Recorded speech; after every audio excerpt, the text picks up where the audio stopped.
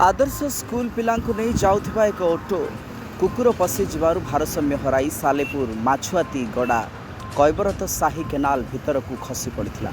सूचना मुताबक 8 ରୁ 10 जन पिला पड़ जाते संगे संगे पिला मानकु सालेपुर गोष्ठी स्वास्थ्य केन्द्र में भर्ती करा एथिरे कौनसी पिला गुरुतर आहत होई नथिबा सूचना मिली। सालेपुर तहसीलदार जयंत कुमार जय सिंह सालेपुर गोष्ठी स्वास्थ्य केन्द्र को आसी डाक्तर ए विषय आलोचना करथिले। समस्त पिलांकु प्राथमिक चिकित्सा जुगाई घर को पठाई दिया जायतिला। सालेपुर महेश्वर बेहरा रिपोर्ट। गोटे मुझे आज खबर पाइली जे हमरो ओडिशा आदर्श स्कूल को पिला माने ऑटो आसुले पाठ पढ़ाई।